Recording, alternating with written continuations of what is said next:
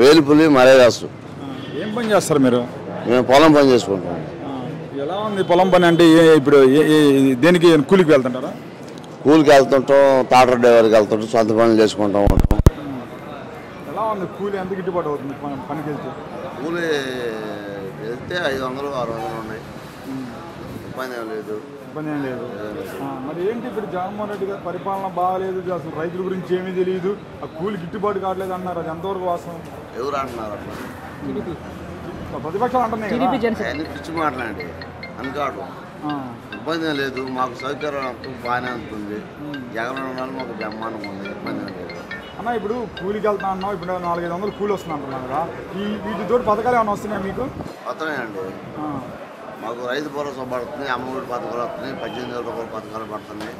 మాకు ఆయనకు ఉండైతే ఇబ్బంది ఏం లేదు. 1 నెంబర్గా ఉంది పరిపాలన. మేము మళ్ళీ ఆయనే కావాలనుకుంటున్నాం. బాగానే ఉంది ఆయన పరిపాలన. మాకు ఎక్సలెంట్గా ఉంది. మళ్ళీ కావాలనుకుంటున్నాం. ఇబ్బంది ఏమి ఉండదు. మళ్ళీ వస్తాడు కూడా. అంటే అన్న ఒక మాట, అది చూస్తే మరి పార్టీలు అన్నీ కలిసి వస్తున్నాయి కదా. జగన్ ఒక్కడిగా పోటీ చేస్తున్నారు, అంతా కలిసి వస్తున్నారు కదా. కలిసి వస్తారండి. ఏం చేయను, ఇది సింగల్గానే ఉంటుంది. ఇబ్బంది లేదు. 100 మంది కలుపుకున్నా కానీ అనవసరమైన మాట్లాడి ఏంది.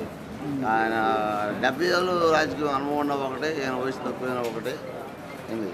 ఈయన అందరినీ కలుపుకోలేక కాదు, ఆయన ఒక్కడైనా కానీ ఆయన దేవుడు అలాదు, ఆయన ధైర్యం అలాదు. నాకు పైన దేవుడు ఉన్నాడు, కింద ప్రజలు ఉన్నాడు, నాకు అంతవరకు చేయాలనుకున్నాడు ఆయన. ఆయన పరిపాలన బాగానే ఉంది. ఇబ్బంది లేదు. మళ్ళీ రావాలి జగన్ అని మేము కోరుకుంటున్నాం.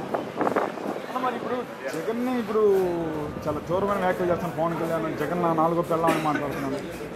ఆయన మాట్లాడితే సరిపోతుంది ఏంటంటే జగన్ కావాలి కదా. 4 పిల్లలు అంటాడు, 5 పిల్లలు అంటాడు. ఆయనకి ఏం తెలుసు? ఆయన పోయిన సంవత్సరం పోటీ చేశాడు, ఒక సీటు కూడా రాలేదు. ఏమైనా ఉపయోగం ఉందా? వాళ్ళతో వెళ్తూ పొత్తులు కలవటమే కానీ ఆయన ఒక్కడిని దమ్ముంటే డేర్ చేసుకోమని ఒక్కడిని వాళ్ళ పొత్తులు కలవటం ఎందుకు? చంద్రబాబు, పవన్ కళ్యాణ్, లోకేష్ వీళ్ళందరినీ కలుపుకో వచ్చినా కానీ ఆయన ఏం చేయలేరు, ఏం పీకలేరు ఆయన.